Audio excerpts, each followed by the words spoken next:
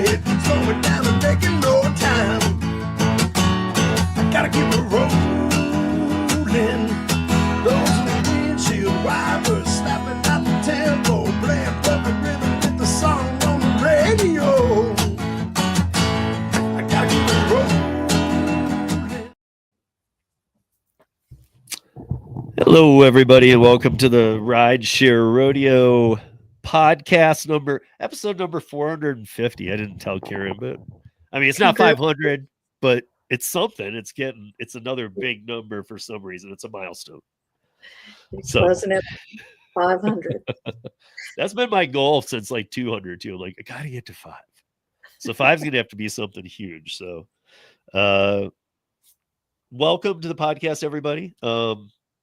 And let me introduce my guest this week. For those of you on the audio end, we're going to be stepping outside of gig apps a little bit. I always like to say that in the beginning.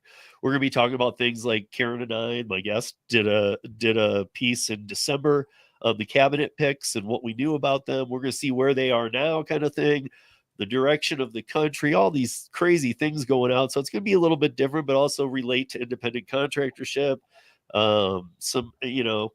Some of the effects of some things, and we'll just Karen and I always have a good conversation. So let me start off by introducing her. You guys all know her. She should be no stranger to any of you because she's one of the people who's been on the podcast the most. For real. So, but this is Karen Anderson.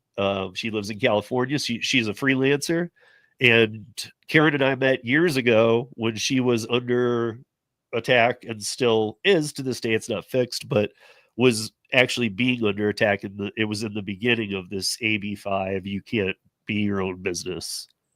And so, Karen, thank you for joining me. Thanks for having me. It was actually Vina Dubal that brought us together. I was going to say that. I mean, I don't want to give her that credit though, because I like all you guys. So I don't want to Vina hooked us up. Like, no, it just happened that way. She has only herself to blame for me being a thorn in her side on your podcast. Oh yeah. I mean, the thing is, and I think you know this too, and for anybody who's a little bit newer, because the audio podcast is now the biggest global, I don't know if I even told you, Karen, like Good Pods.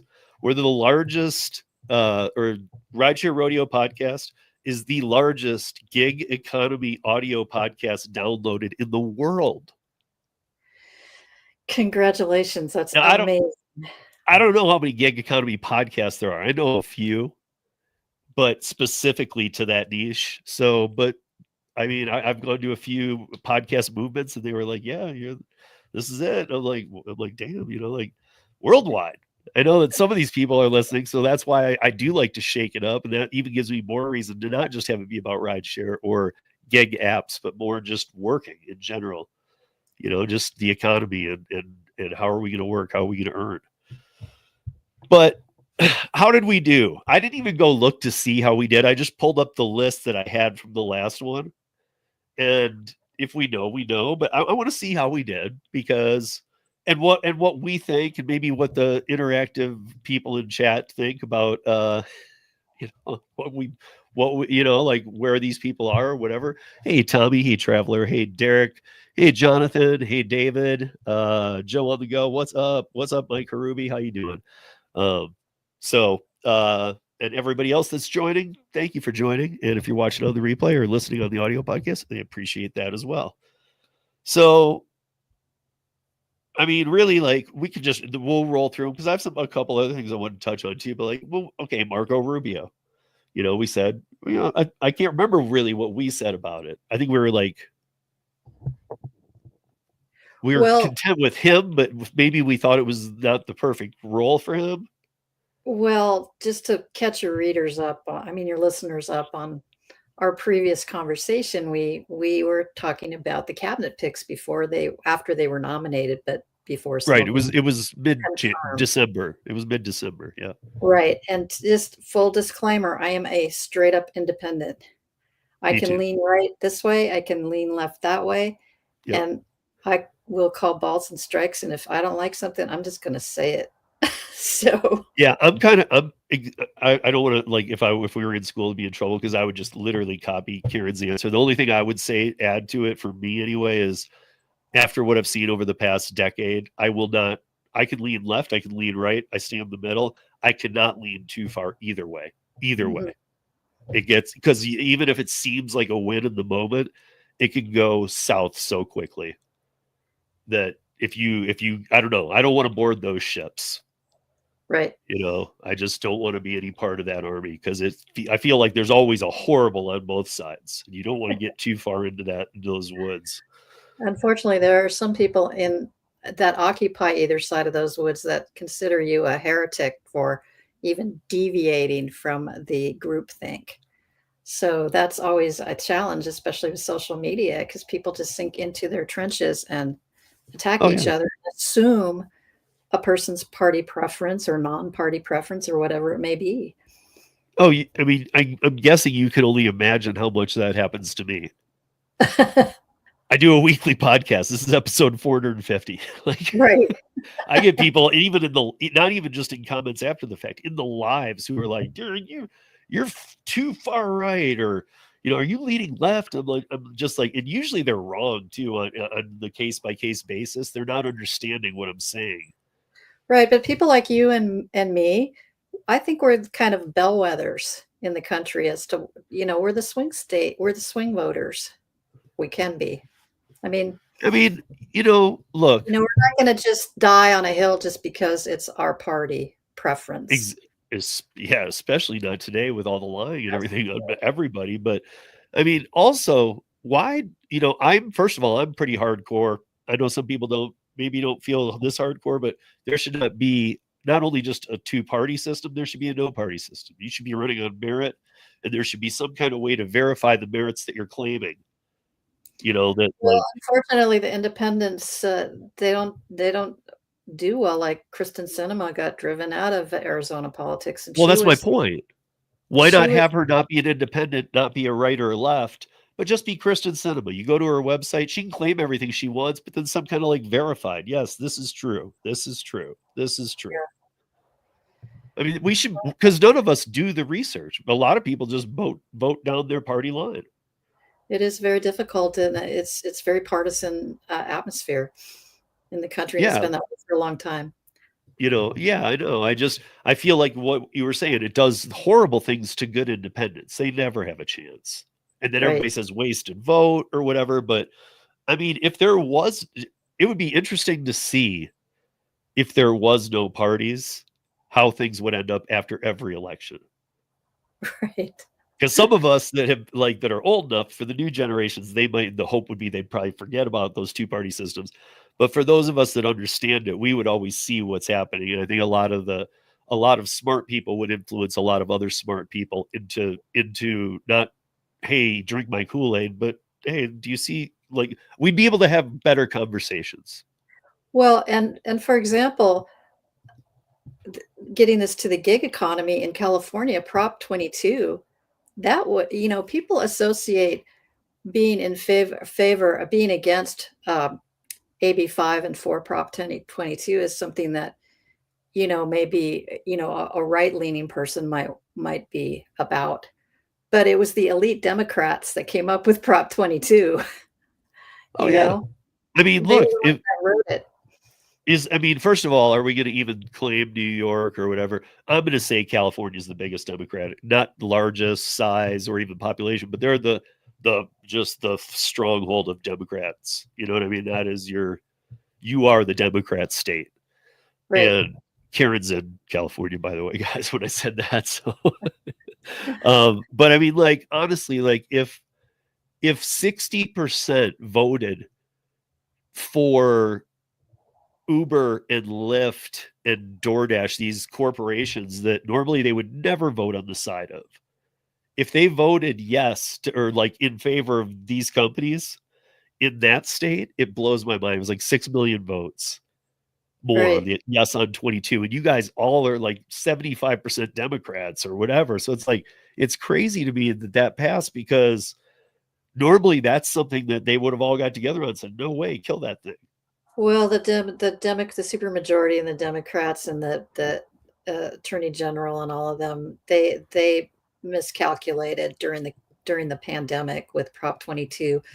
They tried to drive Uber and Lyft out of business with all these lawsuits, and they came this close to doing it. So I think they overplayed their hand, and when push came to shove right at the end, people were like, we don't want to lose our delivery and our rideshare, in the middle of a pandemic. And I think that's what pushed it to 60% of the vote. Yeah, I mean, I don't know. To me, it's just crazy though. And actually, I have a little, and we might as well tie it in right here. Hey, Kim, Kevin, how you doing? Along with everybody else that's joined. So I have this thing down here that, where was it for you about AB5? So okay, so now that, I mean, I guess this kind of really switches gears quick, but I feel like might as well hit on it right now. So if with all the tariffs and inflation and just all this stuff going on, if the hope is to bring manufacturing and jobs and everything back to America, isn't and I know there would be better wording, and like we need a wordsmith like Kim or maybe even yourself to do it, but isn't that literally going to go against everything AB5 is? I mean, if you guys can't get parts from Taiwan and China, you don't have anybody making them, and you can't do it yourself because you can't be your own boss. Well, the head of the United Auto Workers is all for these tariffs. He thinks it's great. It's gonna, union people tend to live in the past. Yeah. They want manufacturing to be like it was back in the 80s, and it's not going to come back like that. And the car manufacturers, they moved out of Detroit down to the southern states because unions, they're so powerful, and they create such a logjam really for progress, I think. Yeah, if you're a union delegate, not member, because some of you might have your own reasons, but if you're a union delegate watching this, you'll want to stick around because Karen and I are huge fans of unions. So Yes. Well, the unions, see, we don't know about the president and his affiliations now with trying to court union leadership with Sean O'Brien, and that's how Lori Chavez DeRemer got nominated for labor secretary and was selected to be the secretary. Nobody's wrote that down, but that's what we said in December too. We're like, right. The only reason she could be getting in there is because she's in bed, not literally, but she's in bed with the union head. Because why else would he have been picking her? He wanted to, and now that she's in office and tweeting regularly, you can't distinguish her tweets from anything Julie Sue was tweeting. I mean, she's just in over her head. She doesn't have any labor experience. I predicted in our last, podcast that she would be confirmed and that she was being put in there as a figurehead. And there's a guy for deputy labor secretary. His name is Kevin Sonderling, I think is how it's pronounced. And he has a good background, with he was the head of the Wage and Hours Division at one time in the Department of Labor, and most recently he was with the Equal Employment Opportunities Commission. He was the commissioner. So he is definitely on the side of independent contractors, and he is very well versed in labor issues of all kinds. He could run circles around Lori Chavez DeRemer. I'm already getting this vibe that I already know your answer, but let me ask it anyway. When we did the other piece, he's this term's about 75 days in, right? We're not quite to 90, but we're close. Yeah. This administration, but we had our views on her. I didn't know as much as you did about her background. We talked about it, about, this is weird, but it has to be union oriented. Now that we're this far in and you've seen what she's tweeting, do you feel better, worse, same about her? I don't feel that she's anything but a cheerleader and a figurehead, and the person that we have to worry about is her boss. Because and when push comes to shove, independent contractors are always expendable for the quote greater good. So There hasn't been anything articulated by this administration, by the president, or by the Secretary of Labor about what is their position on independent contractors, and what do they plan to do with that independent contractor regulation in the FLSA. You Yeah. know, they haven't come out and said anything. So I don't know if it's because it's a wait and see. They want to wait and see if something happens in the courts, to overturn that regulation, or there's Kevin Kiley has come up with a bill. It's HR 1319.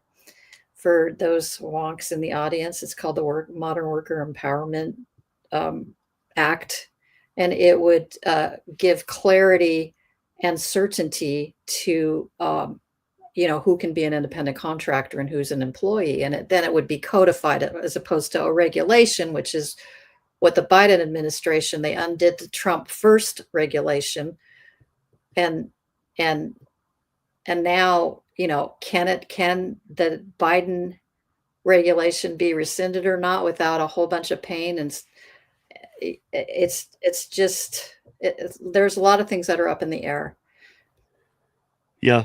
No, I mean, but it doesn't, I mean, isn't it, I still see it as, like, yeah, if the current POTUS doesn't get what he was hoping for out of not only her, but her boss, as we were speaking of the union head, soon would he go, okay, this guy's not even talking to me. He's not doing anything I want. You're gone.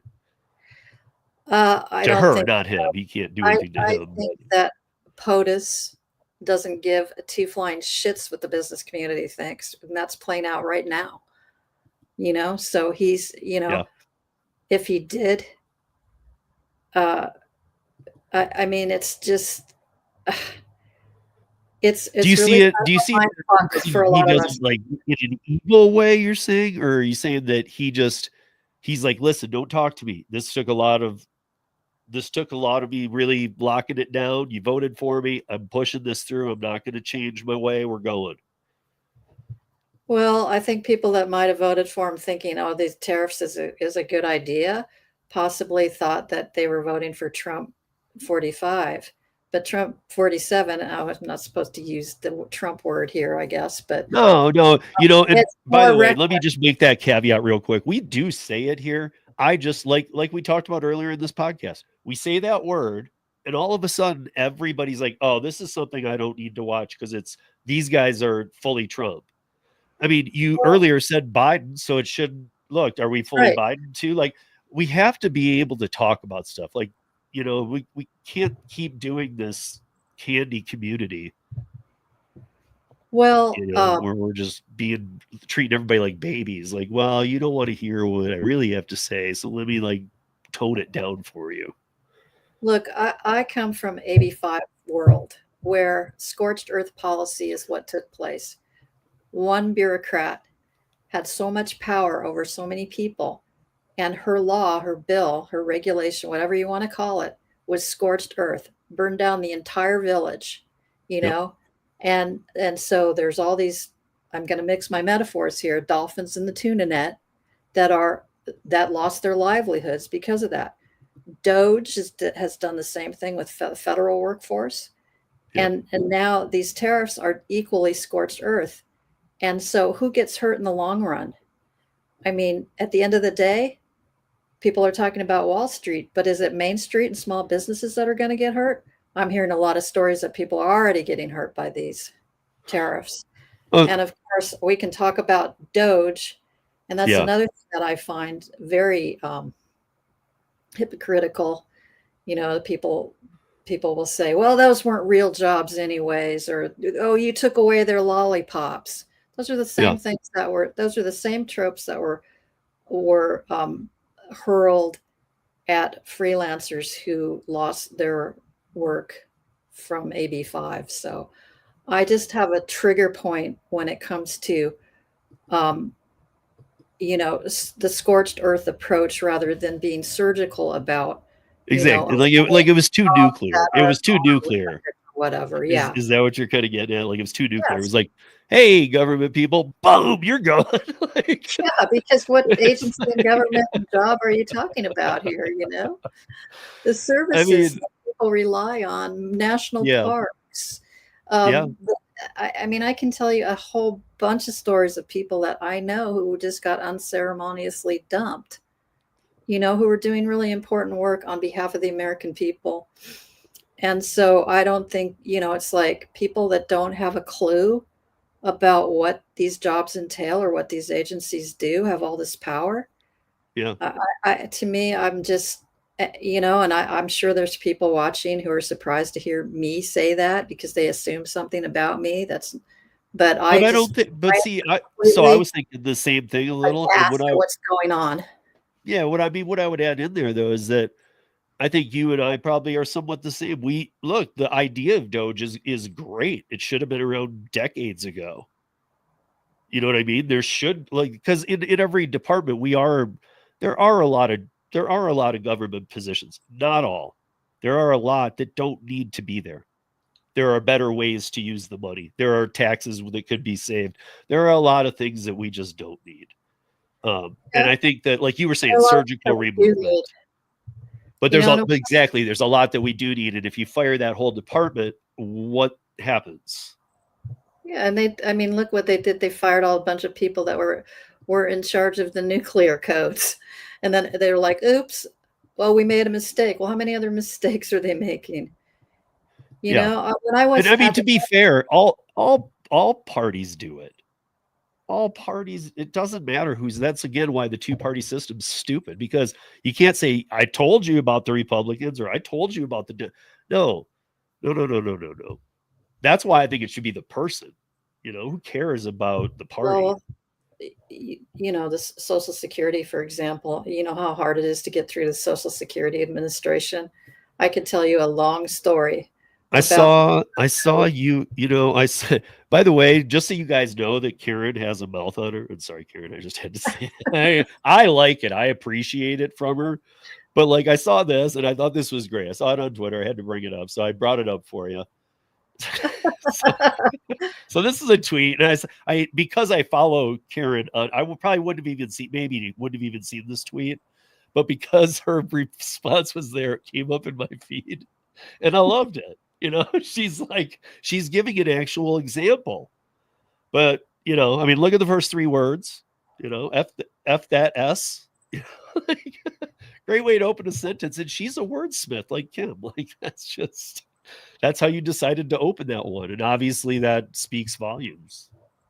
Well, I mean, I'm a living proof. I'm in the middle of trying to get a meager benefit for my mother, who, you know, so I have to deal with Social Security and the VA. Both of those agencies in normal times are none too easy to deal with. In normal times, it would take me up to six months to hear back. Now that Yeah. they're cutting back, I mean, and doing this to veterans and people whose benefits are on the line. Uh, you know, and I'm a follower. I was following Musk on Twitter for years. I followed him. I didn't have anything for or against him at all. I followed him. But the way that he mocks and demeans and vilifies and laughs at at the people that he was firing, and you know, with the chainsaw, it's just, to me, it's just unseemly. You know, and they're asking. Everybody's going too far, though. I mean, They're even now we can talk about the flip side. They're burning his cars. I mean, that's not the answer either. No, we don't want to see that. You know, but It's you know, he's just, I think he's a liability to the president, frankly. And I think, you know, when push comes to shove, he's going to get shoved out at some point, you know, yeah, because he's not a politician, and he gets up there and he does say stupid things. yeah. Uh, and so, you know, and I'm surprised at that. How much they're letting him speak. I mean, he's Doge should have just been Doge. You know what right. I mean? And I We're don't know all, why. I don't know why Vivek was ever stepped away, but like he should have. Not no offense, but he should have been the spokesman.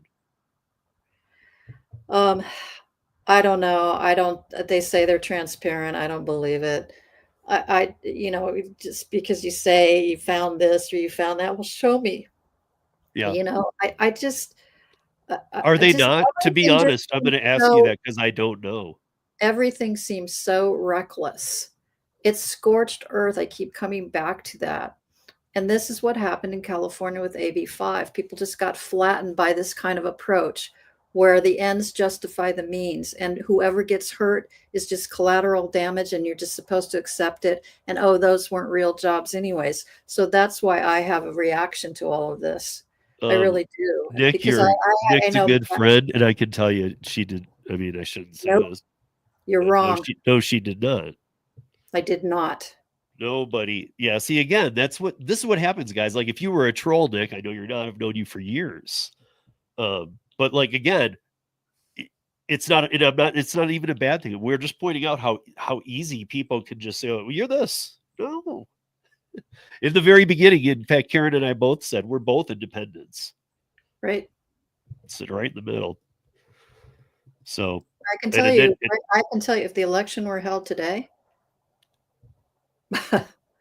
people are upset at what's happening right now, and the prospect of having to pay $5,000 more for a car, or $10,000 more for a house, or $2,000 more for your computer, or $1,500 more for your iPhone, or having so many things. You know, I mean, I voted for inflation to go down, and so we don't know what's going to happen. We don't know how this is all playing out, but the bloodbath that's occurring in the stock market is scaring a lot of people. And so far, we don't know what the end. I don't know what is the end game. Bringing we're gonna darn socks and sew tennis shoes in the United States. How long is it going to take to build a manufacturing plant for that? I mean, those days are gone. I don't know. I have a lot of opinions about it, but for the most part, I mean, I hope he's right. I hope that he proves me wrong, and everybody who he's calling panicans or whatever today. I hope he proves us. I hope he proves everybody wrong, and it's the greatest thing ever, and that the golden age is ushered in sooner rather than later. But if he's asking, me too. And I do believe that I don't know how. I don't even know if the other world leaders think this. I know he does, but I know that he is doing. You know, he's doing this almost like a game of chicken. You know, like, we can find a better deal, but for now, boom, in your face, here's these tariffs. But he went to the end of the earth and like to the highest degree. Again, you know, I do think I think more the fight should have just been to get rid of tariffs unless your country has a direct need, and then let's talk about it.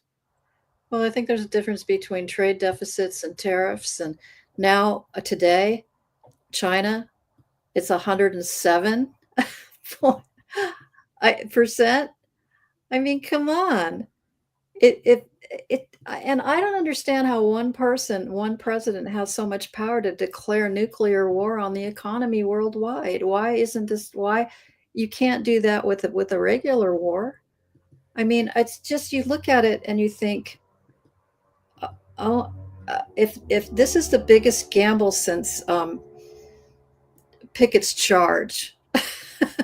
Yeah. And Pickett's charge. That's what it feels like. Like we're just gonna and his, you want to talk about his cabinet members.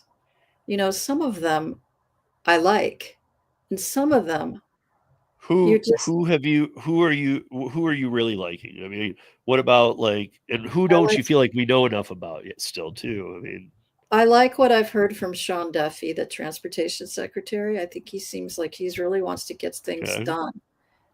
He's, to me, one of the most impressive of all of them that I've seen. Right.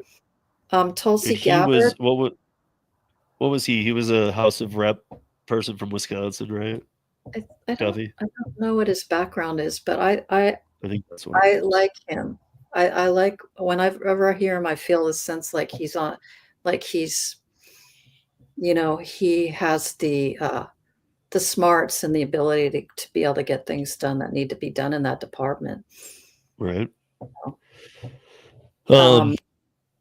Tulsi Gabbard is somebody that I know personally. Right. I remember you. locally when I lived in Hawaii, and she was my representative.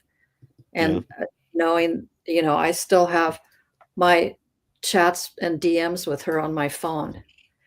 And she's somebody who's just had so much integrity when she was a rep for my district, and I trust her. I do. I think she's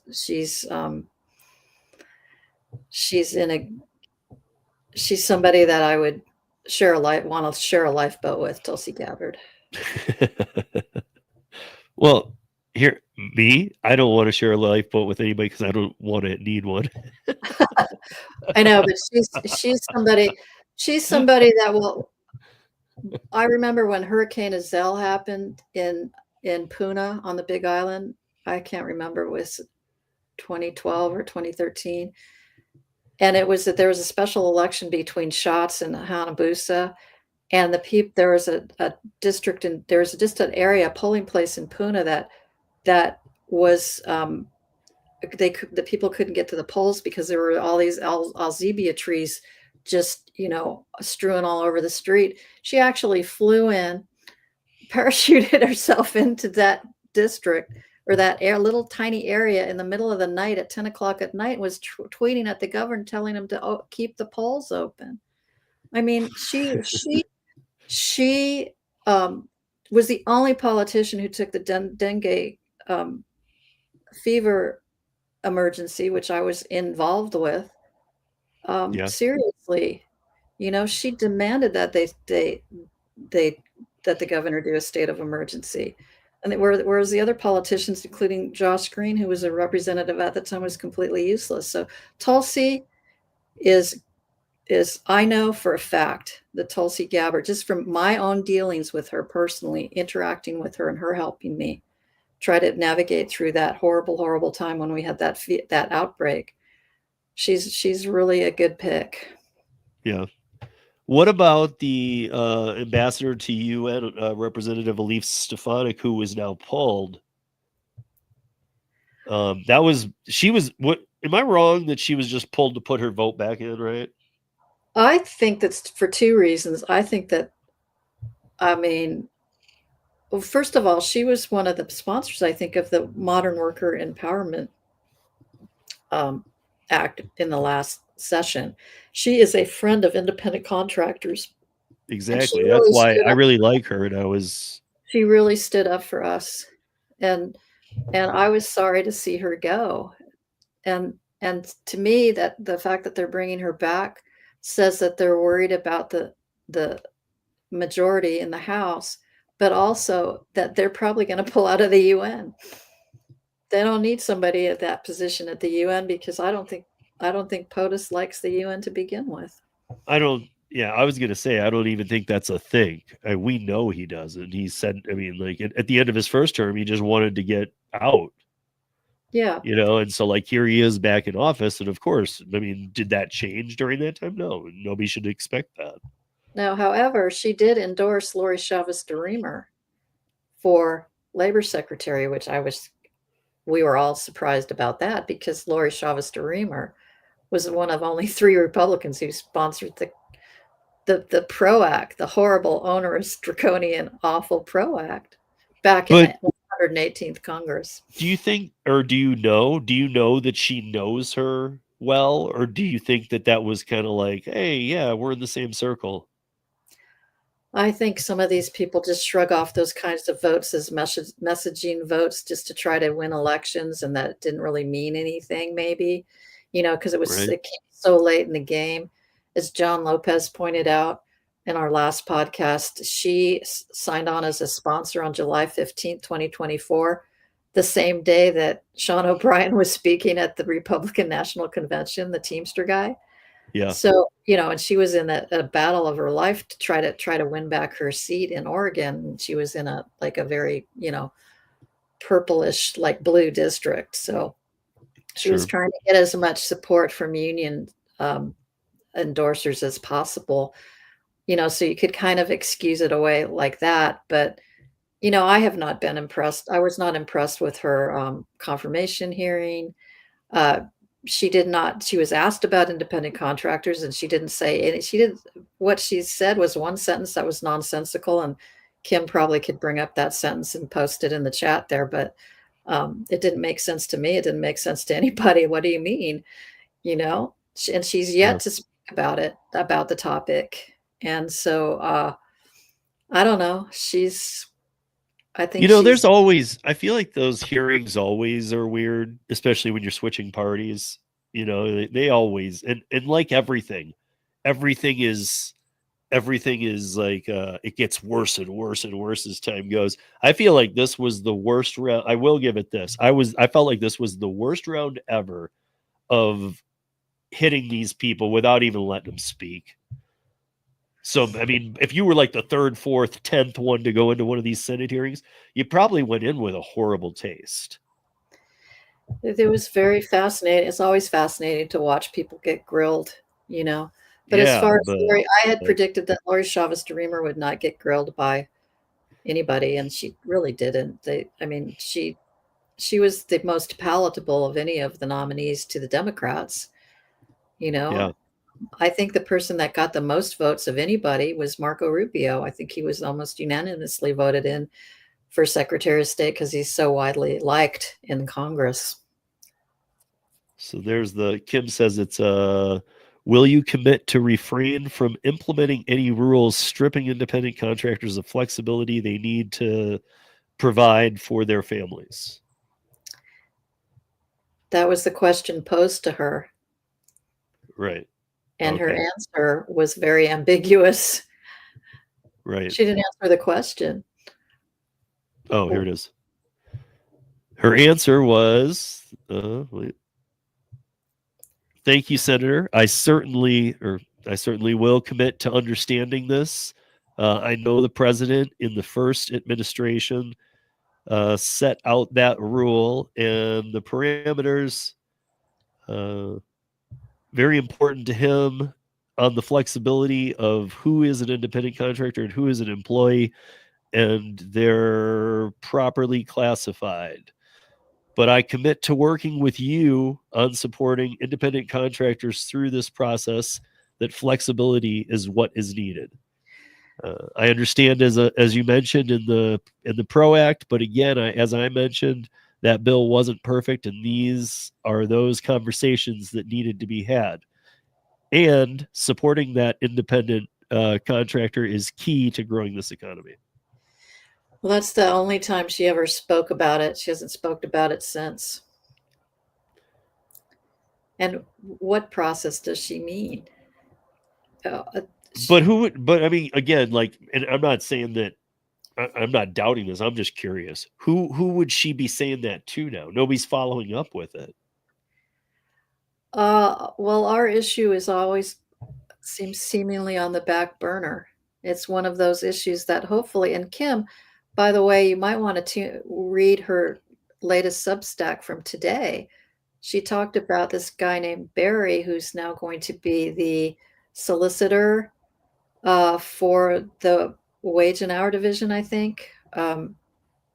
Anyways, the legal counsel for the department. And he was the one who wrote very clearly about the importance of worker freedom for independent contractors. So we do have people in the Department of Labor I don't think the deputy, I don't think Kevin Sonderling has been confirmed yet.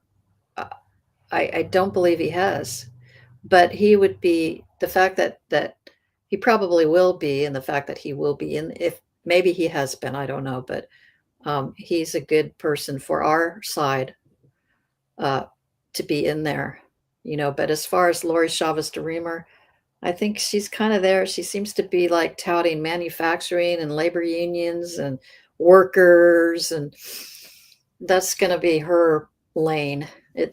So are you feeling like that's kind of like now you're seeing something that was hazy before, but now, Lori and the tariffs and building cars back, unions. Yep. She's going to be that union piece who speaks. If like you said, this all comes out though. I mean, like nobody said they're not. Nobody said everybody's moving back to the States yet. No, I think everybody's trying to still figure this out. Well, are you going to be killing jobs and small businesses to support unionized manufacturing? I mean, potential unionized manufacturing in the future, potentially. Right. Thank you very much. I mean, it does have to be worded that way because we just, it's not like it's coming in 6 months. You guys just got to get by that little time. There's no idea. No, all the millions of people do with that screw in the tiny little screws on the iPhones. They'll all be coming back. We'll all be automating all of that, according to Howard. What is his last name? Nutlick? Yeah, I think that's it. I don't know if that was like you really trying to figure out his name or if that was a joke. What is his last name? I don't know. I like that. So we'll stick with that. I think the Commerce Secretary's name is Howard Nutlick. Oh, no, I'm sorry. I got that wrong. It's Licknut. No, wait. Nut. Now I can't even remember what his name is. You'll have to look it up. Are all y'all catching the humor in this? He's another one that's going to be ousted soon. I can tell you, he's another one who's a liability to the president when he goes on these talk shows and talks out of his freaking ass. I mean, apparently, if they miss paying his mother's Social Security, it wouldn't bother her at all.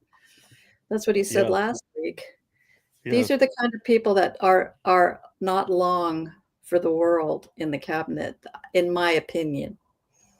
I mean, look, we did this before in the other one. If 6 months down the line, no manufacturing has came here, do you see Trump just standing there like this going, "We'll wait," or do you think that this is just kind of a art of the deal type thing? Like, yeah, we're gonna really agree like around here, but I'm asking for this.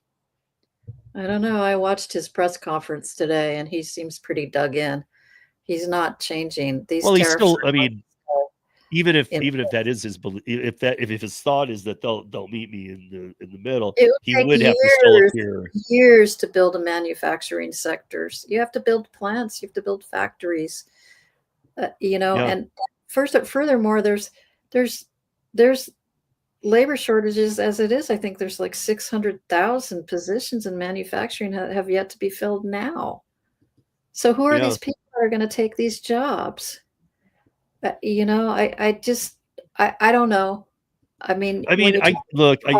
That part confuses me too, because I don't see why you bring us back to that when really we should be looking a lot forward at other things too, and let what's happening happen and take our piece of it where we can. But the tariff part really does throw me too. Maybe I don't understand it enough. Since it's been happening, I've been really researching. That's what I do on things.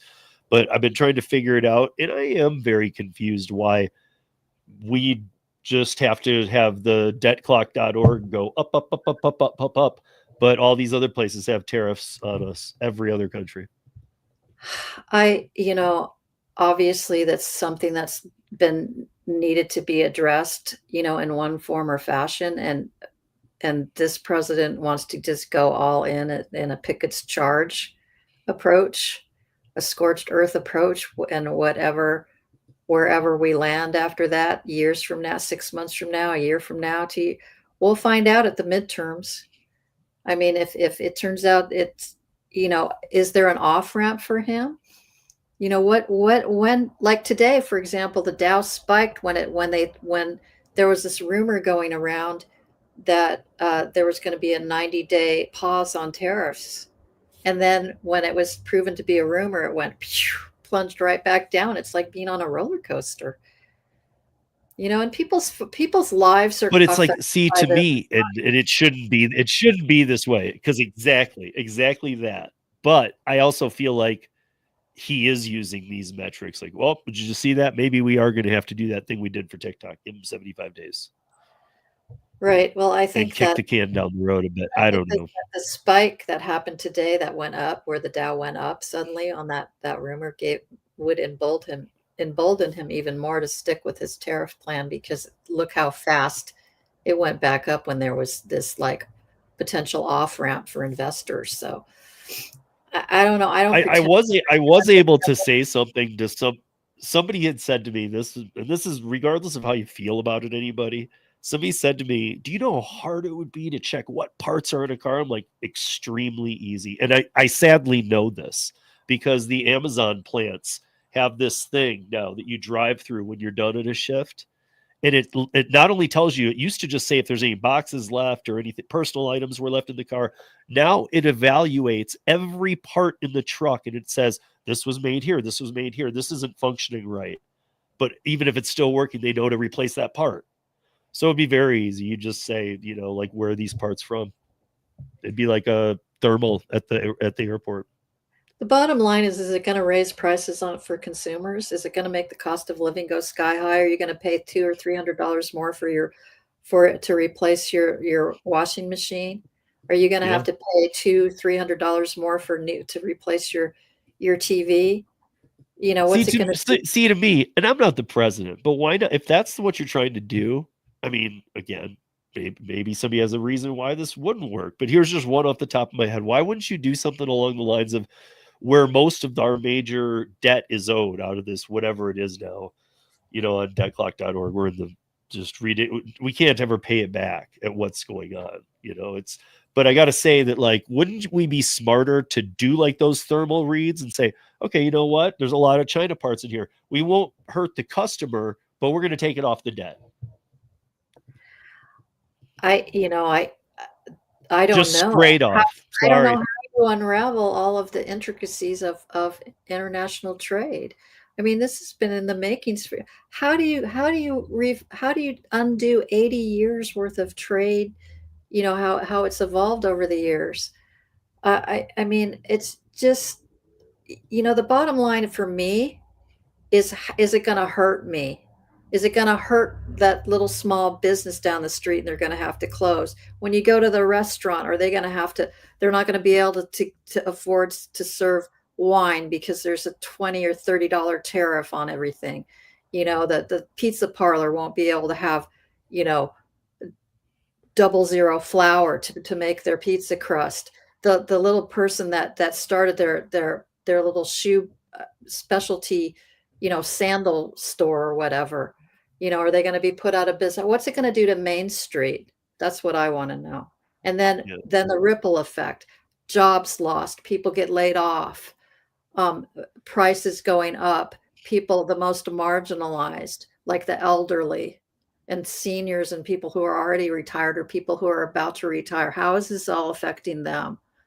And so, there's a lot of high talk about, oh, just buckle your seat belts and just wait it out and, trust the process. But, day to day, what's happening in people's lives today, if this is making their lives worse or making you struggle, or you're not going to be able to pay for groceries, it doesn't matter if the price of oil went down. Yeah, no, I hear you there. And for those just joining us, if you're feeling, again, we talked about this in the beginning, if you're feeling like it's this minute, it feels like, oh, you left, right? Like Karen voted against the populace of her state of California, and she voted for the current administration. But, I mean, she also suffered from 2020 pre-pandemic by 2 months, the loss of her business of decades. I know you're young, but decades. Well, I mean, we witnessed my group, Freelancers Against AB5, with 18,000 members, and this same scorched earth thing happened where they banned independent contracting basically in California. Yeah, you couldn't without them being employees. They were really wanted to get rid of, they wanted to unionize and make employees out of rideshare delivery drivers and truckers. Yep. But instead of just having targeted focus on certain industries that may or may not be, exploiting their workers, and that remains to be seen because whatever. But instead they did this scorched earth thing where everybody just got caught up in the tuna net. And But so they also did this thing where they were okay with it. It did not only go unnoticed, it was very noticed, and they're like, we don't care. that's right. And then the people supporting it said stuff like, well, those weren't real jobs anyways, or they need to get off their ass and do something else constructive, or they But they I'm talking about the wide cast took net. away their lollipops. We're I hearing mean, the at same. first it was everybody, so they had to start going, well, lawyers won't be, anesthesiologists won't be, but then you have even examples. And by the way, guys, there's a whole list of some Karen links in the show notes here that you might want to look at later. They were all the careers that were killed by AB5. But like, you have an example of, I don't know what the position's called, but there's a lot of these, but like rural areas where there's a hospital, they can't facilitate the funds to have a full-time Nurse anesthetists, forensic like nurses. yeah, like is that what the rape is as Right. a forensic nurse? Forensic Okay, so like they can't staff a forensic nurse, but they could use one as an independent contractor. But AB5 prevented that, so therefore now you can't have if somebody gets raped, you can't have that specialized person come in and help them. Right. They will be subjected to subpar forensic medical evidentiary exams. So Right. it's, and so it's always the ripple effect always hurts the people that are the most marginalized in society, whether they're seniors, people who are retired, the disabled, people who are chronically ill, people who've been victimized, and furthermore, AB5 eliminated people's ability to be independent contractors in a variety of really highly skilled professions like a pharmacist, people that have doctorate degrees, have studied for 8 years to gain the career that they had, and they're not allowed to be an independent contractor. Yeah. So and by that, you guys, self-employed freelancers. And when you total it all up, even though some of them are part-time, yes, some of them are retired, yes, but there is 70 million. We can debate what number above that it is, but 70 million plus Americans make up the workforce of the 182 million Americans that work. Right. That's over 40%. Right. And if you were to kill that off, there's no jobs for them. We learned this from Karen in California. She lost the ability to be able to contract. And in the beginning, it was very weird. When I first met these ladies who are awesome, like Kim and Lisa and Karen and some other people, and I heard Gail's story, I mean, it was ripping through me because I'm thinking, and then they kept like tweaking it. Like if you were a band, you could only play 5 shows in a year. Then it was like you could play 2 shows a week at this place, at each place. Yeah. Then it was like if you're a house band at somewhere, you can play 3 nights a week there, but we play 6. Well, you can't anymore unless you're an employee. Everything started getting tweaked and just weird. And I'm like, why don't you just end this AB5? Because it's stupid. It's a Frankenstein monster. But we have every so often someone will rise from the dead in the legislature. And Carl DeMaio, who got elected, he's a Republican assembly person in San Diego who was always Lorena Gonzalez's. He was another thorn in her side. Yeah. We love Carl. And he's brought forth a bill to repeal AB5. Whether it goes anywhere or not, I don't know. There's another bill out that licensed manicurists lost their temporary exemption to be independent contractors. So if you're a licensed manicurist in a high-end salon, for example, and you run a booth, you're not allowed to. You're not allowed to be an independent contractor as a manicurist. So there's a bill out from another assembly member to try to give them an exemption. But again, you're talking about this Swiss cheese sort of mishmash patchwork of this Frankenstein monster of all of this, partial exemptions, and maybe it's an exemption and maybe you can pass it and maybe you can't, and all these hoops that you have to jump through, and 18 requirements if you do have an exemption, and blah, blah, blah. And is the EDD going to enforce it or not? And so that sometimes they enforce it, sometimes they don't. so then people have this false sense of security, and then all of a Yeah. sudden the hiring entity gets audited and by the EDD and owes hundreds of thousands for, contracting dog walkers for their little part-time little business. And it's just a complete, it's madness. And it's madness that what would be spread nationally if that PRO Act had passed, the PRO Act that the current Trump labor secretary supported.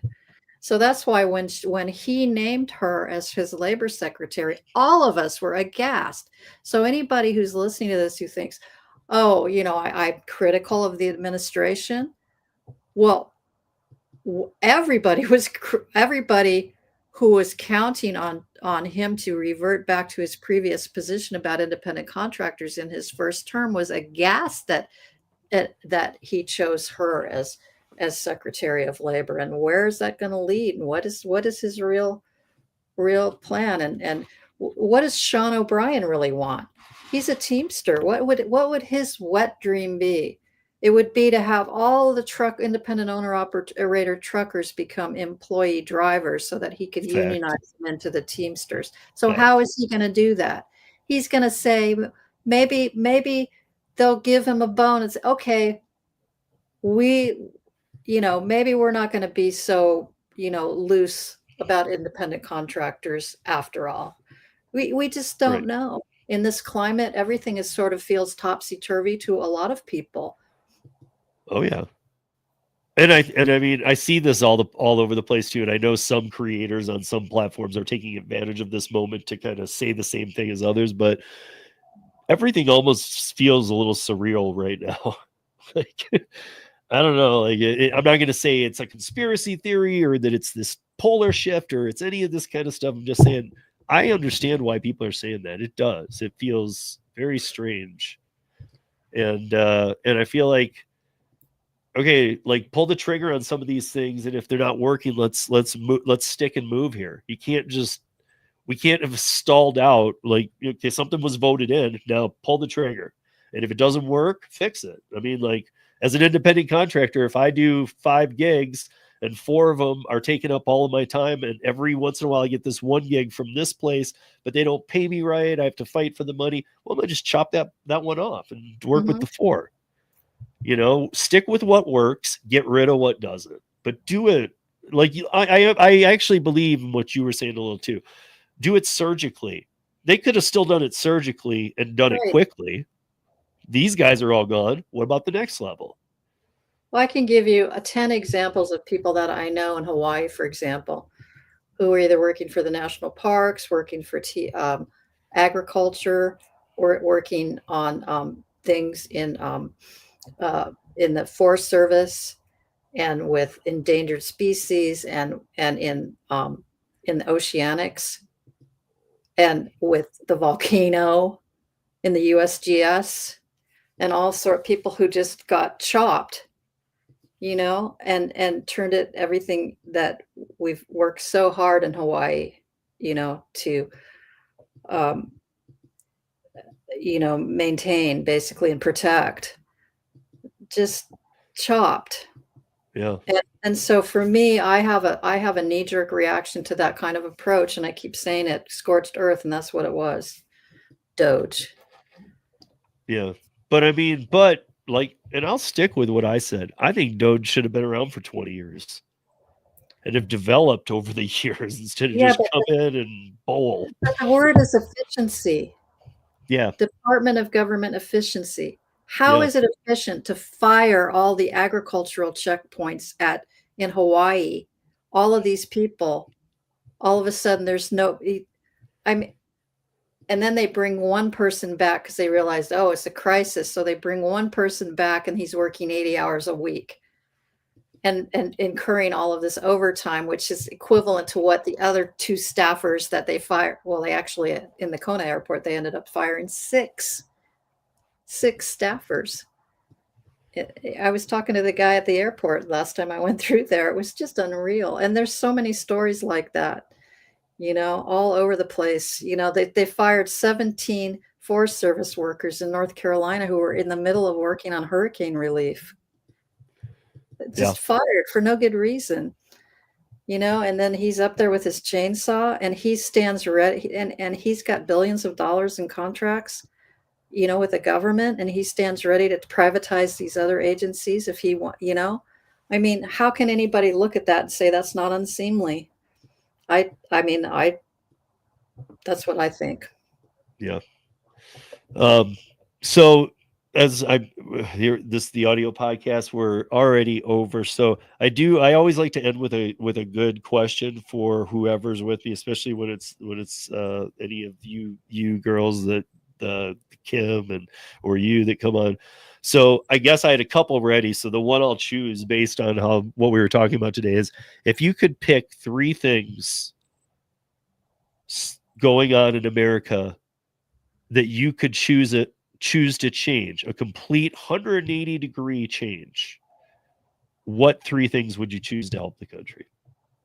I know that you're going through some stuff with your mom, and that might be in the front of your brain right now, but it is. Yeah. And so even if that was number 4, I understand that, but what would the top 3 be? Well, repeal AB 5 from California. Get rid of that. Make things easier on the elderly. The elderly are they're so taken advantage of in this country in nursing homes, and there's just no pathway for being able to pay being in a nursing home. If you're not completely indigent, you have to pay out of pocket, and it's like $8,000 to $10,000 a month. It's impossible for the average family to be able to do that. So you have to stay at home and care for your loved one. And that's why I got involved with the AB5 fight, because suddenly I had to move back from Hawaii to Dana Point to take care of my mother. And all of a sudden, my ability to be an independent contractor, I can't do that anymore.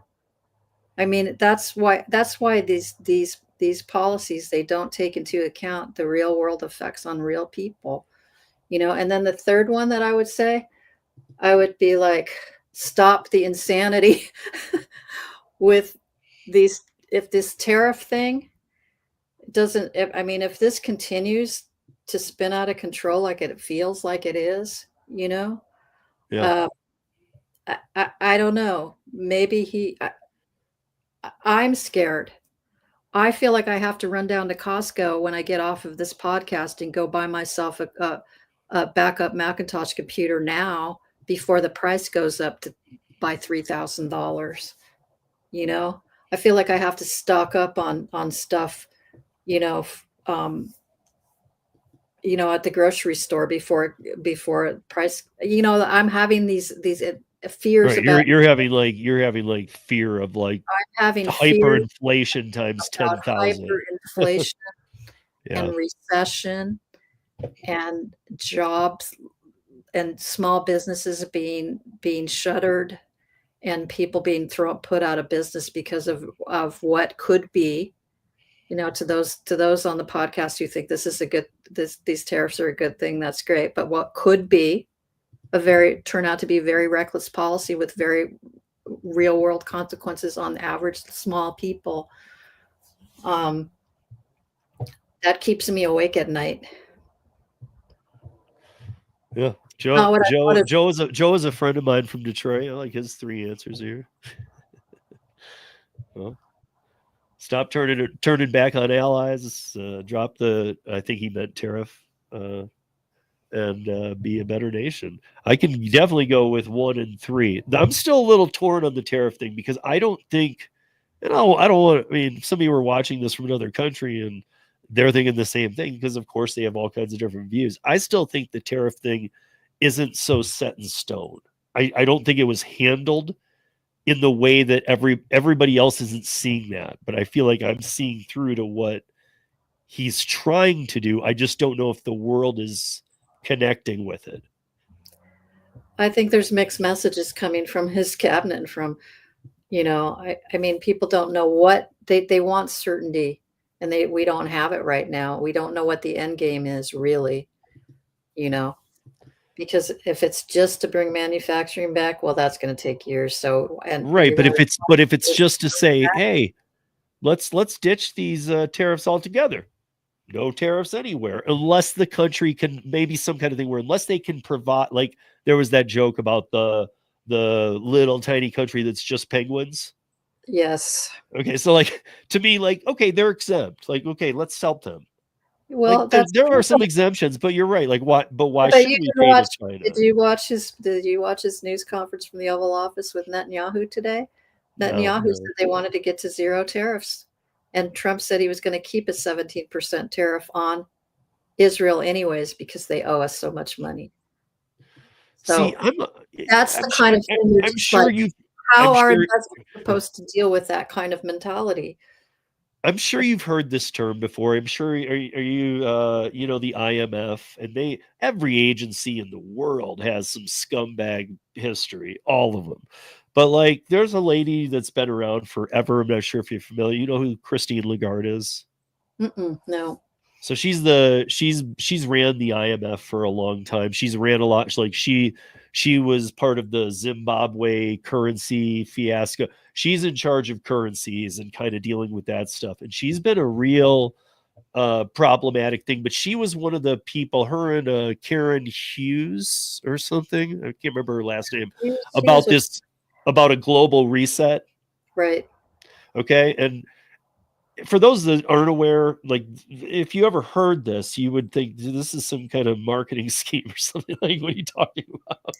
Like, but I mean, like, you know, a global reset meaning like, okay, let's stop all this. Instead of trying to like find, like, you know, you hear terms like what is it, to just money not to work. I'm drawing a blank on the term, but you know, just basically we don't need you anymore. We're gonna have robots, so everybody will just get income. You know, basic whatever income or whatever they call it. But instead of all that, and they even thinking that way, why don't we just go to a system that is, you know, like get rid of our debt and just wash it. We don't owe it, and then use some kind of like, you know, the value of your country is based on your resources and what you're doing, and pollution counts against you. Have point systems.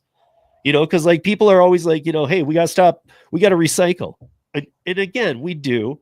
But like, why, when North Korea launches nuclear missiles into the ocean and doesn't pull them out, do I have to recycle a piece of paper? Right. So I'm just saying, like, I do know that there's a reason for it, but like, why not like give value and devalue things when we're talking about countries? Maybe I'm wrong, but it might make countries come back around too. Like China thinking they have a ton of value. It would all be taken off because of all their pollution. That's for sure. You know, some of these little countries that are holding like things that we need for medications, let them have a major value that they've never had. Maybe they're better people than us. You know, like, you know, I'm just saying, I feel like the way that we value things is wrong. Like the value of you is because you have a hard military, and I'm all for keeping the military strong. We need to, but like, you have a hard military, so you're the biggest value. Well, shouldn't it just be like, not just resources, but like these countries that aren't worth anything, but we're going in and stealing all their resources anyway for pennies on the dollar. Let them know what their value is, and let them know, dude, you have value. You know.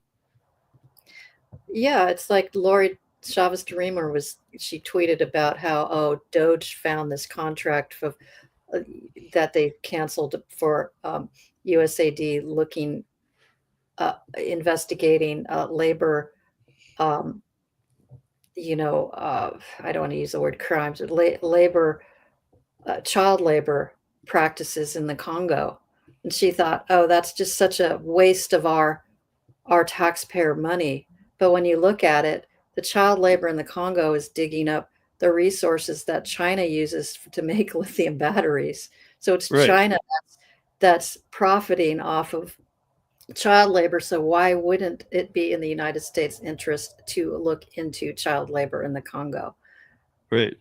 Right. And I mean, and you know, there's the blood diamonds and things of that. There's so much stuff that just needs to, instead of letting all that happen, let the country know, hey, you have a bunch of value here. Quit letting all these people steal it.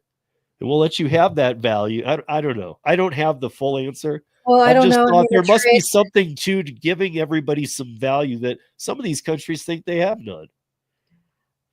the trade wars, uh, it's complicated. I don't pretend to understand it. I don't know. You know, certainly there's problems, and everybody's talked about it for decades about the inequities in trade imbalances between the United States and other countries. But is this the right approach? Is Pickett's charge the right approach? How many dead people are, businesses are you going to find, lying on the field afterwards? And Yeah. who are we doing it for? The auto workers? Yeah. I mean, Um, I don't know. I think a lot of people have a lot of questions, and a lot of people are getting really spooked and really angry. yeah. But I mean, the other thing is, are things better on the other side ever? I mean, like, we get rid of this president, and like a month into the next one, it's like, oh, we're in a pandemic again. Are we though? Like, I just feel like everybody's a puppet master now at this point, and it's like, just tone it down a bit. Well, and then Again, the other thing is, like, it's all executive orders. Executive orders can and be but see, applied at that's a administ- reciprocal thing too. Biden gets in there in the first day, knocks out everything Trump did. So of course, like, most That's why people should be the we bigger person and not, but he gets in there and he does the same thing. So now that's where that's going to be a new thing from now on. where we are at with the independent contractor rule. Yeah. It wasn't codified, and that's why if we could really emphasize to anybody who's still listening that might not have offended, um, to really, contact your representative and let's try to get that Modern Worker Empowerment Act passed so that we can codify clarity into law about independent contracting status. Yeah. Yeah. It's I mean, HR 1319. yeah. And yeah, I mean, to everybody that when Karen said still listening, I mean, the fact is on this podcast, this is what I do. I mean, Karen and I have had many different discussions. Sometimes we're talking about it from different sides. Sometimes we're exactly on the same side. She's been on many times, but most podcasts just cater to their audience and they want to have somebody exactly like them on the other side. Karen and I, while we do agree on a lot, it's it's definitely that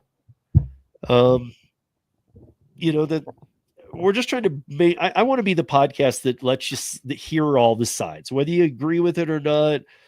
Hopefully you're at least taking it in, because I already think the whole country needs to talk more.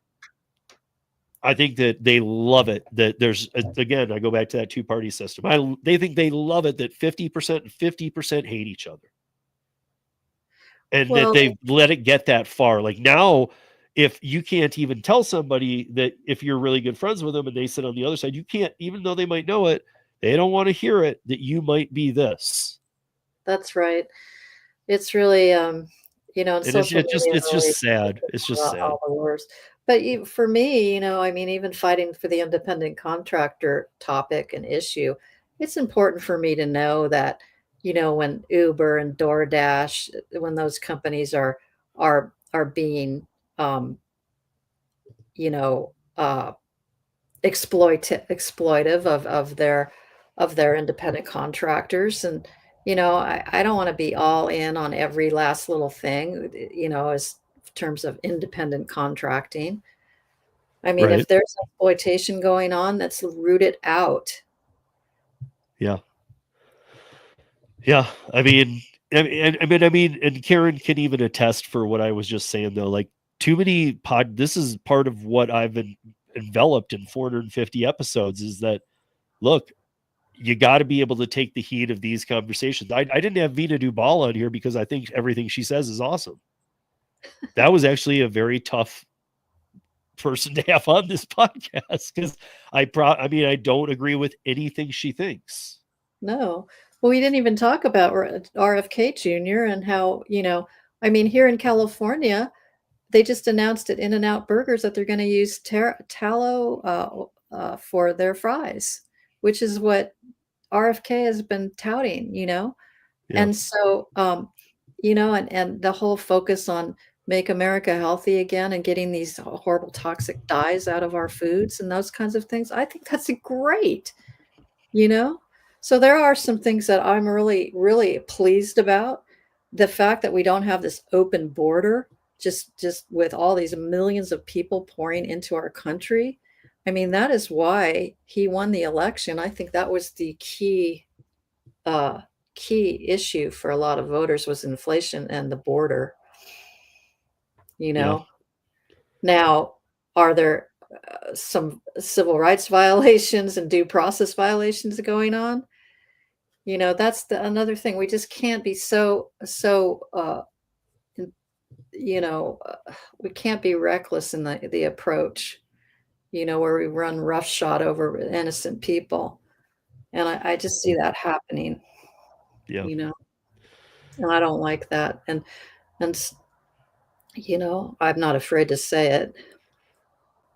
No, but that's kind of the point of my point is that we can't, if you want to talk, if I were to go up to somebody and want to talk about RFK or about, about talk about his health stuff, they'd be like, "Oh, you're on the right? Screw you." So it's like the conversation can't even be had because they're going to shut it down just knowing that, well, that's somebody on that side. Like, shut up, dude. Yeah, Can but we it's the just same talk thing. about things? I say I don't like Howard Nutlick and I don't like tariffs, you know, then you've got people saying, "Oh, she voted for come on," you know. I mean, it's Yeah. so people who have people who are independent thinkers, Yeah. like Kristen Sinema.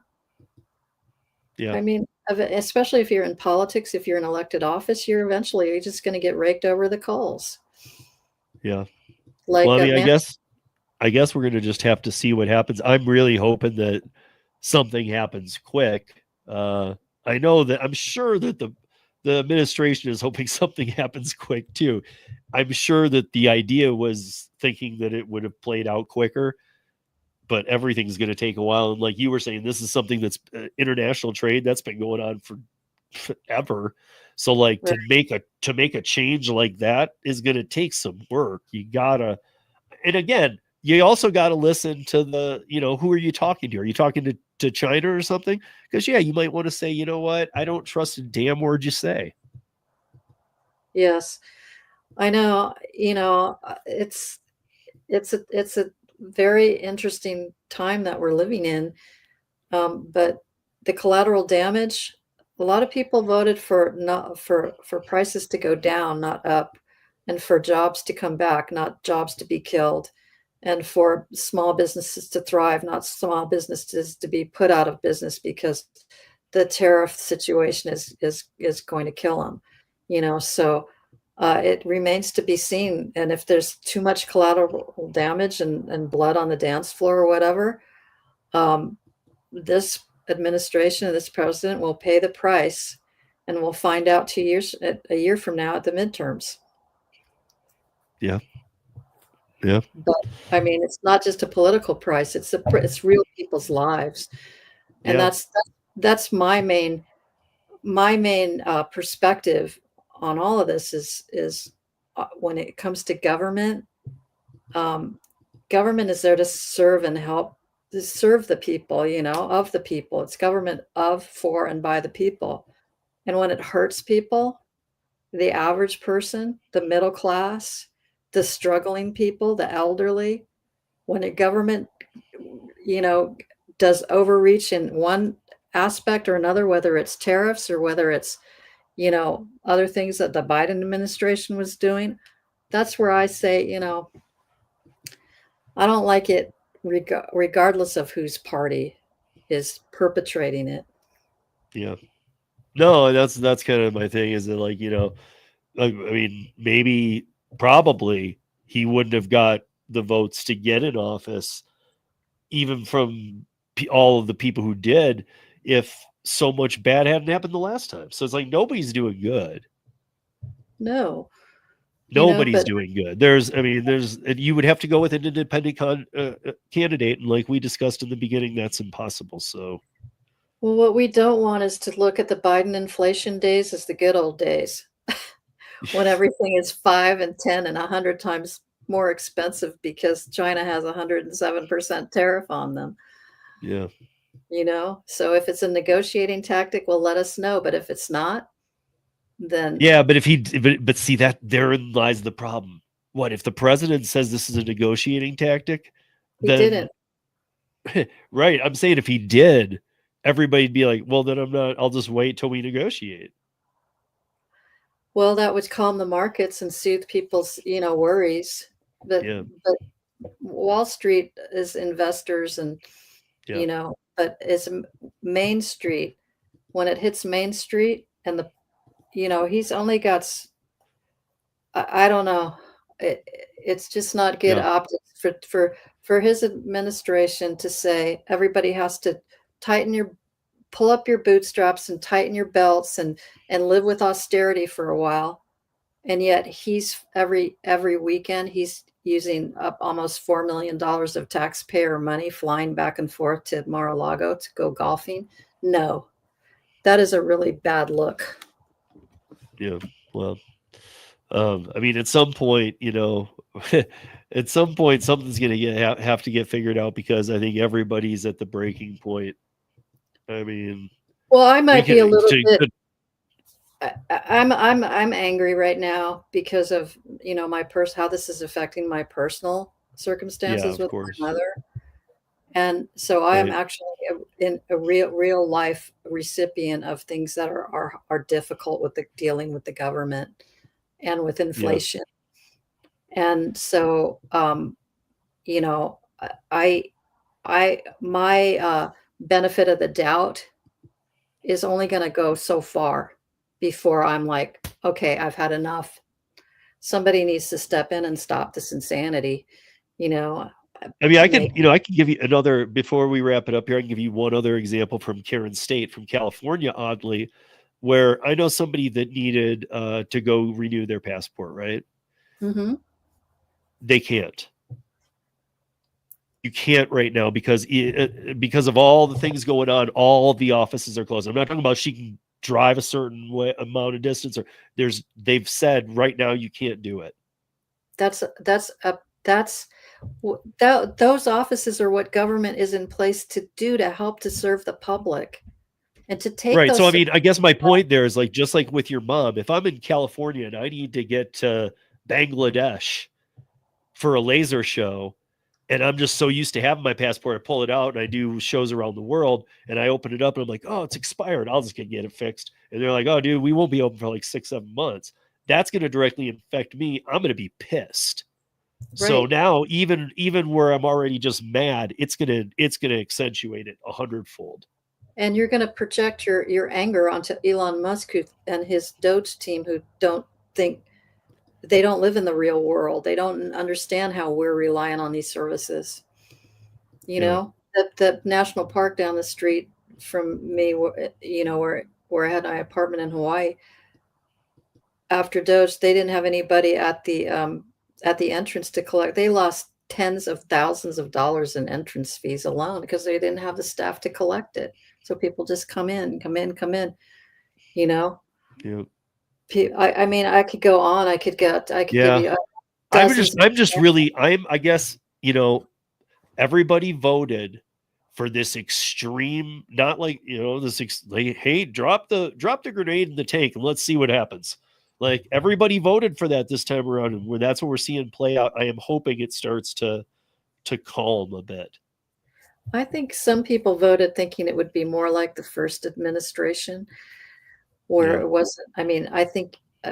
I mean, I don't know. I think a lot of conservatives who have always dreamed for this day are like a little taken aback, like, wait a minute, slow down. We didn't want it to go this fast. Yeah. Could I think there's a lot. I also think, and I mean, this obviously weighs into people's, it shouldn't, nothing should be weighing into your decisions that are going to affect the greater good. But I think it sucks. And I know a lot of people on the left and the right. I think it sucks that for 4 years, if you were on the right, you were basically in hiding. You lost friends, you lost family, you lost like all this stuff. And it's like, dude, I didn't like, if your mom voted for Trump and you voted for Biden, are you not talking to her? And if you're not, that's something screwed up with you. That's a you problem. Yes, that's horrible. You know, that's not, you can't say that like, well, I don't talk to my friends that voted the other way. But like there are people who don't talk to their families because they voted for this. That's right. And I know And people. if that's something, that's just, to me, that's disgusting and that's so wrong. And I Yeah, think but there was a lot of bitterness on the right. I'm going to just say it, of, dude, you guys kicked us around like dirt for 4 years. that's Kind of sick right. of it. No, I mean, there's a whole sorts of reasons, and you know, Biden was a really just, I mean, it's untenable, Yeah. you know, and Kamala Harris was not a good candidate, and you know, it was just untenable.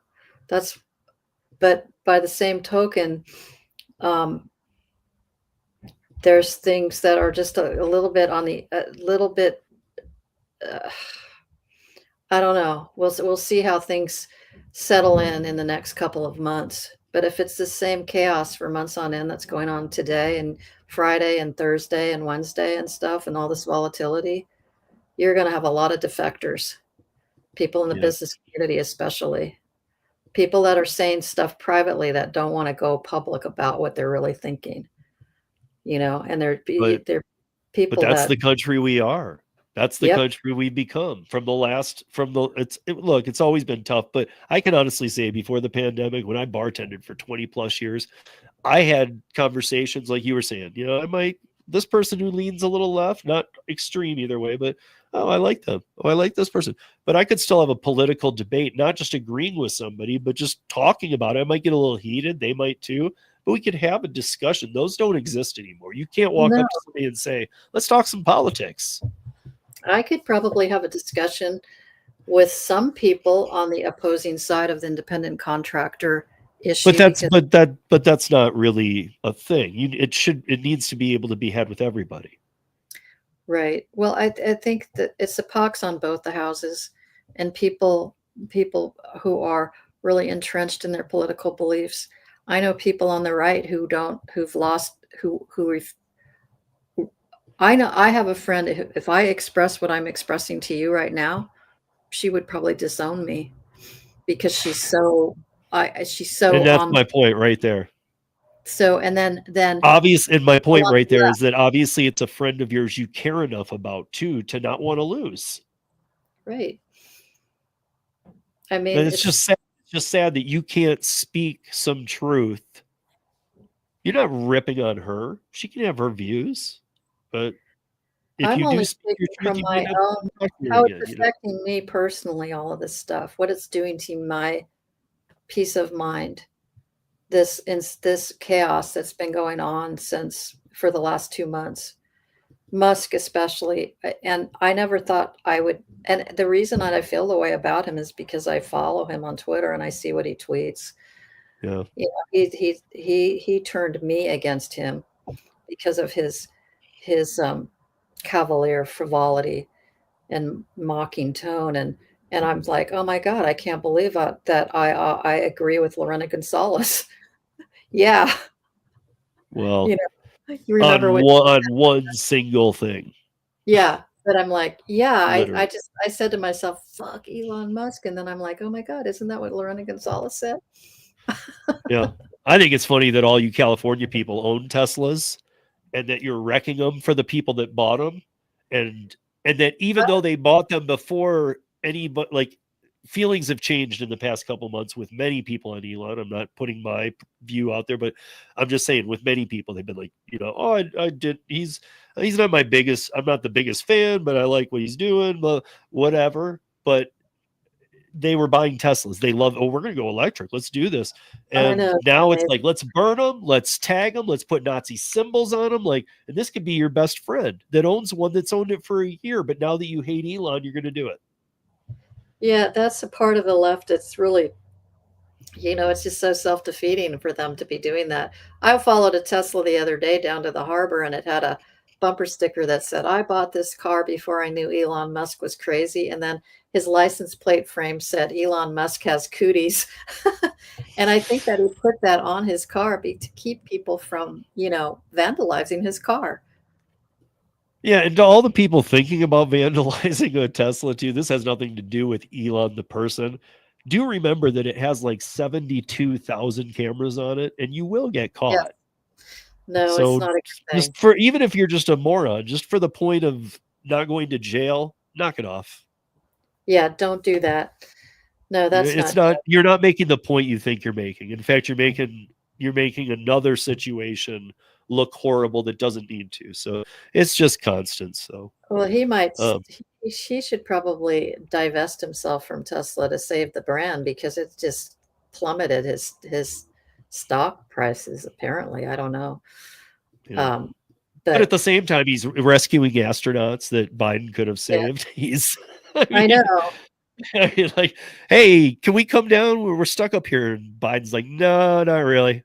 And then Yes. Elon's like, I can come get you tomorrow. Is 3:30 a good pickup time? Like, come on, man. But then you see him in the Oval Office and he acts Yeah, like he's on no, the I know. spectrum. I'm just saying, And he's everywhere with the president. He's like a barnacle. It's like, who is this guy? And we didn't elect him, and he's everywhere, and it's almost like you can understand why people are like, well, wait a minute, yeah, this is the wealthiest man in the world. yeah, And he's telling the national park ranger that they can't have a job because we have to save money, right. but he gets to fly on Air Force One everywhere. Sorry, it's just I understand. I understand both sides. That's why it's hard to be an independent because you're like, okay, on one hand this, and then on the other hand that. But when it starts to affect you personally, and you lose sleep at night because your own the person that you voted for could be impacting your ability to survive financially in the next year, that's when you're just like, no, this is not good. You guys, I'm into triple overtime here. So you can find Karen's group, Freelancers Against AB5. They've been around for a while. So if you're in California, or even if you're not, and you're a freelancer and you want to understand, you really never followed the AB5 things, because I still get people asking me, what is that? There are people who are getting Prop 22 in California too. So guess what, guys? You probably should know about it. Because that's what caused it. But, check out Karen's group. She's got a lot of people in there who are all people that were affected and can't work like that anymore, like they want to. So, and the link is in the show notes, as I said, but you can also just search Freelancers Against AB5. She was saying, check out Kim's Substack. blog or her Substack. And I would agree, if you want to, the best way to find Kim is on Twitter or X, just at Kim Cavan. Other than that, that's a wrap for the week. My camera went out because I'm losing battery power, and I've been moving my studio around in my house. So like all kinds of things are going weird today. Just as in life. But I want to thank Karen for being on this week. This is probably her 7th or 8th time on here. It's always a pleasure. Shout out to the Wolfpack people, Kim, Karen, and I think Lisa Rothstein, and Kim's here. Kim, if you want to put your Substack link in there, you should. Thanks, Steve, for letting me spout and vent. I'm sure maybe I drove. Yeah, no, I really want here's, I guess, what I really want people to hear from Karen, because you've heard her on here many different times. Understand, maybe I'm a little more behind the scenes because I know something that's going on with her mom more than just when she dropped it to you guys today. So she's probably 10 times more fired up than normal. And she's always fired up. But now she's seeing this horrible thing. And again, if any one of you told me if you understood all that's going on with it, and if you told me, I wouldn't feel that way. If it was your mom, you would. So bullshit. So yeah, I'm sure there's some anger coming out there, but I think that, I don't think, I think things need to play out. We need to see all this play out, and it needs to play out much quicker than it's playing out. But that's going to take both sides. It can't just be, hey, the right needs to correct itself. Well, I mean, it needs to tailor some things, but the left needs to shut up too and play ball with the right and start talking. You guys, we elected all you officials to try and make our lives better. Quit not talking to the other side. If you Well, I talk think to your that was- best friend who agrees with everything you say, we're not going to get anything done. Well, I mean, if things start going really south really fast with the current administration, he's going to drive friends and foes together. And they're all going to be like, we've had enough of this, especially in Congress. If things start really getting bad, they might, you might start to see movement within the Yeah. Republican Party away from Trump, like you saw in the first administration. Yeah. And we don't want that to happen because we have policies that we want to get passed in regards to the independent contractor issue. We don't want this whole thing to implode. No. I mean, some of you listening, many are independent contractors, and some of you that I talk to this day still don't know it. Not just gig workers either. Or not gig app workers. I'm always surprised. I'm like, well, you are. So sorry. The Republican Party is the friend to independent contractors. They're the Republicans, especially like Kevin Kiley and people like Bill Cassidy and Elise Stefanik and and then nationally, and Republicans, in California were the ones that were the people that supported the independent contractor and worker freedom. Yeah. Okay, guys. So, Karen, thank you for joining. It's always a pleasure. That's a wrap, you guys. Until next week, be safe, earn smart, and talk to people. You don't have to talk politics, but if you know you're on the right and they're on the left, just talk to them. Go talk to them about flowers or museums or something. I don't know. Let's start some conversations, because it's turning into not just political, it's turning into like eyeballing everybody at the gas station or the store or whatever. We all hate each other, and it shouldn't be like this. Let's talk about baseball season. Yeah, exactly. So, find something, wear a shirt that says I'm Go open to topics or something. Right. Thank you, Steve. And with that said, you guys, we're going to get out of here, but you all have a great evening and have a safe week. And please, everybody, look out for each other. Even if we're all angry and on edge right now, just keep an eye on everybody, even the people you don't like. Yeah. And with that said, we're Good out advice. of here. Thanks, Steve. I'll talk to you soon.